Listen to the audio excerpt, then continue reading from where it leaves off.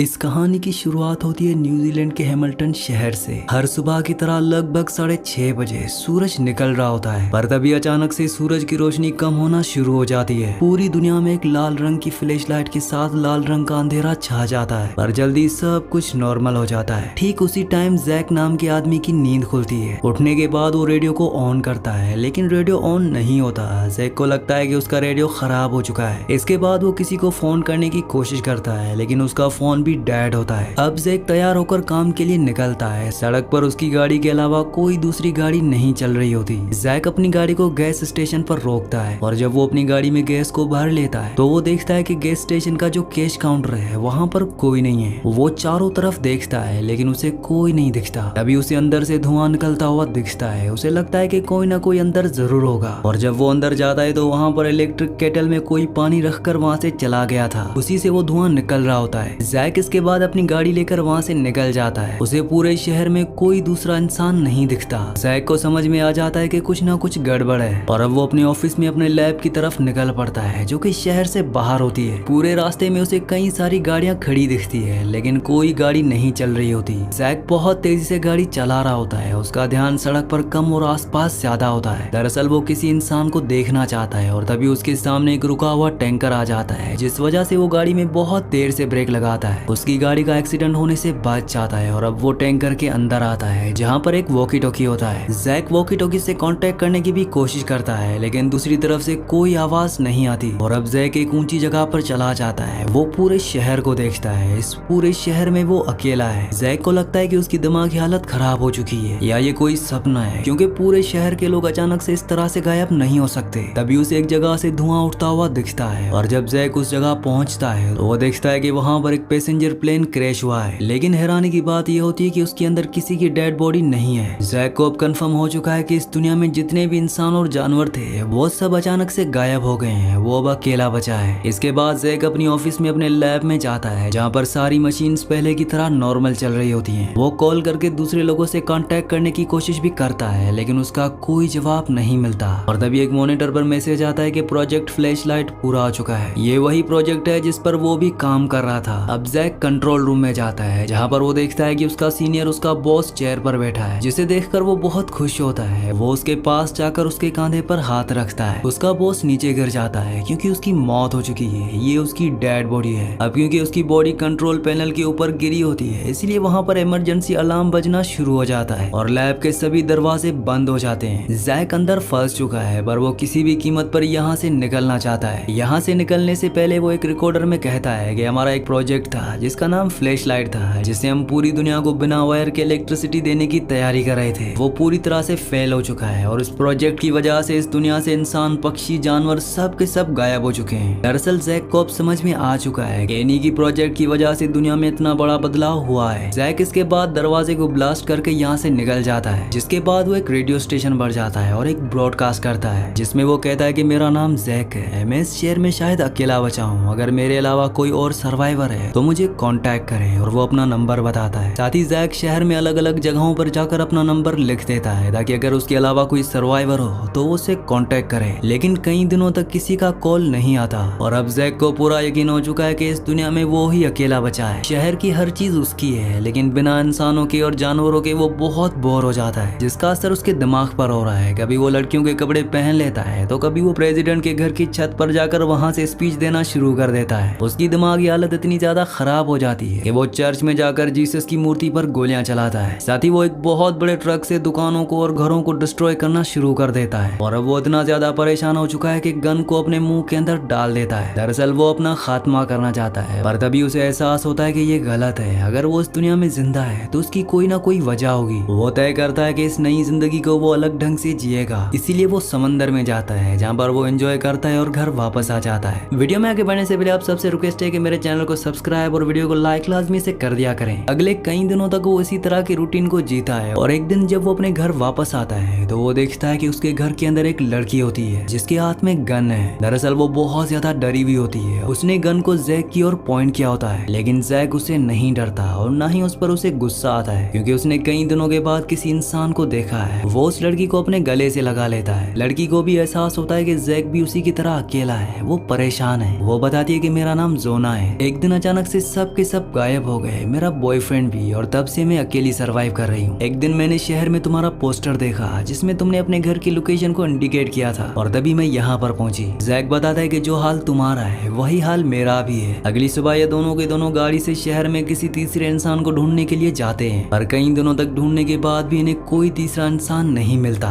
Jack Joanna को बताता है कि मैं एक साइंटिस्ट था और हमारी जो टीम थी वो एक प्रोजेक्ट पर काम कर रही थी जिसके मैं खिलाफ था। दरअसल वो एक एनर्जी ग्रिड बनाना चाहते थे जो कि ग्लोबल हो, जिससे बिना वायर के हम इलेक्ट्रिसिटी को एक जगह से दूसरी जगह तक भेज सकते हैं। हमें अपनी फोन को चार्ज करने के लिए किसी चार्जर की जरूरत नहीं होगी। लेकिन शायद वो जो हमारा प्रोजेक्ट था वो पूरी तरह से फेल हो गया, जिस वजह से सब के सब इंसान, पक्षी, जानवर गायब हो गए। क्योंकि वो एनर्जी हवा में हमेशा होती है, लेकिन जब वो लो इंटेंसिटी पर होती है तो किसी को नुकसान नहीं पहुंचता, और जब वो हाई इंटेंसिटी पर पहुंच जाती है तो सब के सब हवा में घुल जाते हैं। और एक यही वजह थी कि जब हमने मशीन्स के जरिए उस एनर्जी को हवा में बढ़ाया तो सब के सब गायब हो गए। लेकिन हम कैसे बच गए मुझे इस बारे में कुछ नहीं पता। अगली सुबह ये अपनी गाड़ी से शहर में किसी तीसरे इंसान को ढूंढने के लिए जाते हैं। साथ ही इनकी गाड़ी में वॉकी टॉकी होता है जिससे ये एक दूसरे से कम्युनिकेट करते रहते हैं। और जब जैक शहर में घूम रहा होता है तभी सड़क पर एक ट्रक खड़ा होता है। जैक जब उसके पास जाता है तो एक नकाबपोश आता है जिसके हाथ में गन होती है। वो जैक से पूछता है क्या तुम अकेले हो? जैक जोआना की सेफ्टी के लिए बोल देता है कि हाँ मैं अकेला हूँ, क्योंकि उसे इस इंसान के बारे में कुछ नहीं पता। वो आदमी अपना नकाब उतारता है और कहता है कि मुझे तुमसे मिलकर बहुत खुशी हुई, बहुत वक्त से मैं अकेला हूँ। पर तभी वॉकी टॉकी पर जोआना की आवाज आती है जिससे जैक को सच बताना पड़ता है कि मेरे अलावा एक और सर्वाइवर है। वो आदमी कहता है कि तुम्हें मुझे अपने घर ले जाना होगा। जैक उसे अपने साथ लेकर अपने घर जाता है जहाँ पर वो जोआना को देखता है और वो ये देखकर बहुत खुश हो जाता है कि उसके अलावा दो और लोग जिंदा हैं। वो इन दोनों को अपने गले से लगा लेता है और बताता है कि मेरा नाम एपी है। अब ये तीनों के तीनों साथ रहना शुरू कर देते हैं। एक रात जब ये तीनों एक दूसरे के पास बैठे होते हैं तो एपी बताता है कि 5 जुलाई सुबह 6:30 बजे के करीब मेरे दोस्त ने मेरे ऊपर हमला किया था और जब मैं पानी में डूब रहा था तो अचानक से सब कुछ शांत हो गया। मेरा दोस्त भी वहाँ से गायब हो चुका था। जोआना बताती है कि 5 जुलाई सुबह 6:30 बजे मैं ड्रायर से अपने बालों को सुखा रही थी और तभी मुझे बहुत जोर से करंट लगा, जिसके बाद मैंने कभी किसी इंसान या जानवर को नहीं देखा। जैक बताता है कि मैं एक साइंटिस्ट हूँ। मेरी जो टीम थी वो प्रोजेक्ट फ्लैश लाइट के ऊपर काम कर रही थी जिसके मैं खिलाफ था। मैंने अपने बॉस को इसके कॉन्सिक्वेंसेस के बारे में समझाने की कोशिश की थी, लेकिन उन्होंने मेरी बात नहीं सुनी, मुझे ही गलत साबित करने की कोशिश की। मैं बहुत ज्यादा फ्रस्ट्रेट हो गया था। मैंने घर आकर बहुत सारी नींद की गोलियां खा ली और जब अगली सुबह मैं उठा तो मेरे अलावा सब के सब गायब हो चुके थे। और अब इन तीनों को समझ में आ जाता है कि ये तीनों इसीलिए बचे हैं क्योंकि जब सब गायब हुए थे तो ये तीनों के तीनों मौत के बहुत करीब थे। वहीं जैक एक बार फिर से अपने प्रोजेक्ट को समझने की कोशिश करता है और सुबह जब वो अपने प्रोजेक्ट पर काम कर रहा होता है तो वो देखता है कि जोआना और एपी साथ में जॉगिंग कर रहे हैं, जो देखकर उसे बिल्कुल अच्छा नहीं लगता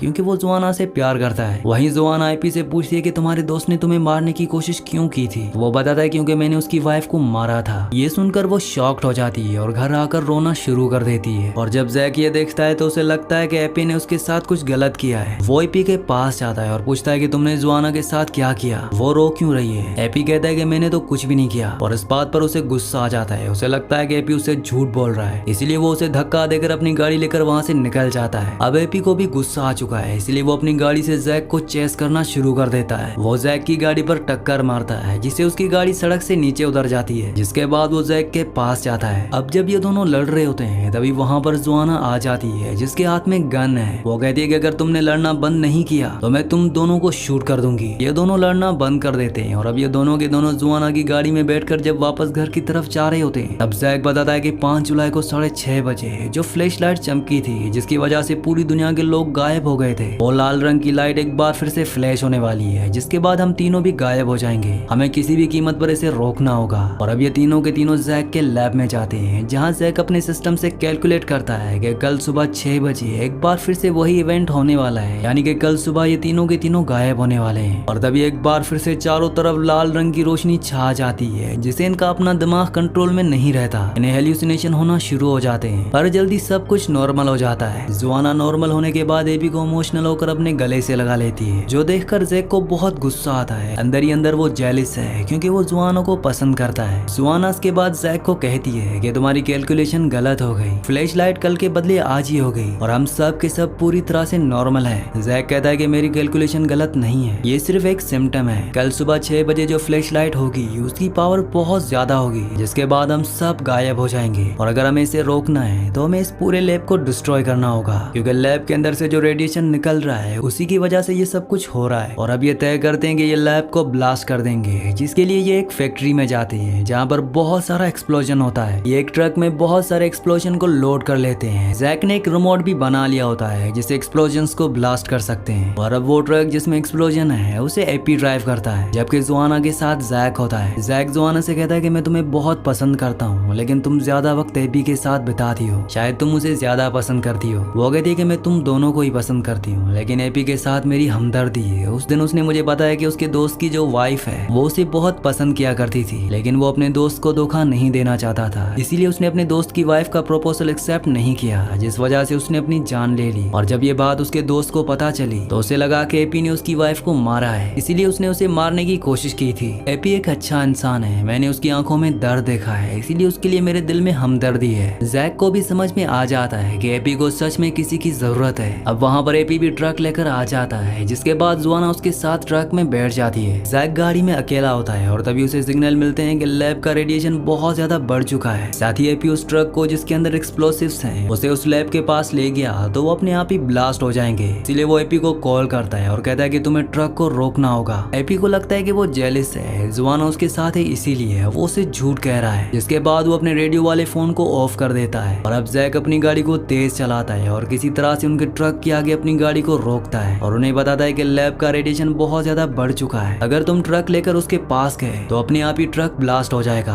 हमें कोई और प्लान बनाना होगा। वो दोनों ट्रक से नीचे उतर जाते हैं, जिसके बाद जैक कहता है कि मैं शहर जाकर कुछ ऐसे इक्विपमेंट्स को लाता हूँ जिससे ट्रक अपने आप ही चलकर उस जगह पहुंच जाएगा। जैक वहाँ से निकल जाता है। 6 बजने में सिर्फ आधा घंटा बचता है। जोआना कहती है कि 6 बजे एक बार फिर से फ्लैश लाइट होगी और हम सब गायब हो जाएंगे। अब तक जैक वापस नहीं आया। एबी कहता है कि अगर वो वापस नहीं आया तो मैं खुद ट्रक उस जगह ले जाऊंगा और तुम्हें और जैक को बचा लूंगा। तभी ने ट्रक की आवाज आती है। ये देखते हैं कि जैक ट्रक को लेकर लैब की तरफ जा रहा है। दरअसल जैक को इस बात का भी गिल्ट होता है कि वो भी इस प्रोजेक्ट का हिस्सा था, जिस प्रोजेक्ट की वजह से सब के सब गायब हो गए। पिछली बार वो इस प्रोजेक्ट को रोक नहीं पाया था, पर इस बार ब्लास्ट करके अपनी जान देकर वो इस फ्लैश लाइट को होने से रोकना चाहता है ताकि जोआना और एपी की जान बच जाए। वो ट्रक लेकर लैब के अंदर चला जाता है और तभी एक बहुत बड़ा ब्लास्ट होता है जिससे पूरी की पूरी लैब डिस्ट्रॉय हो जाती है। पर साथ ही एक फ्लैश लाइट होती है, जिसके बाद जैक की आंख खुलती है। वो एक बीच के किनारे पर होता है और जब वो आसमान में देखता है तो अजीब तरह के बादल होते हैं। साथ ही एक प्लेनेट निकल रहा होता है जिसके चारों तरफ एक रिंग भी होती है। जैक को कुछ समझ नहीं आता कि वो कहाँ पहुंच गया, पर एक बात कंफर्म है कि ये अर्थ नहीं है। हो सकता है कि एक बार फिर से फ्लैश लाइट चमकने की वजह से किसी वर्म होल का जन्म हुआ हो और वो किसी दूसरे पैरेलल यूनिवर्स में पहुंच गया हो, या हो सकता है कि मौत से पहले ये उसके दिमाग का वहम हो, क्योंकि फ्लैश लाइट चमकी और जब पहले फ्लैश लाइट चमकी थी तो इन्हें हेल्यूसिनेशन हुए थे और ये भी जैक की जिंदगी की आखिरी हेल्यूसिनेशन हो जहाँ पर उसने अपने आप को किसी और प्लेनेट पर महसूस किया है। वैसे आपको क्या लगता है, नीचे कमेंट्स में जरूर बताना। इसी के साथ इस मूवी का एंड हो जाता है। अगली कहानी आप किस मूवी पर सुनना चाहते हैं मुझे नीचे कमेंट्स में जरूर बताना, क्योंकि मैं आपके कमेंट्स पढ़ता हूँ और आपके प्यारे प्यारे कमेंट्स का बहुत बहुत शुक्रिया।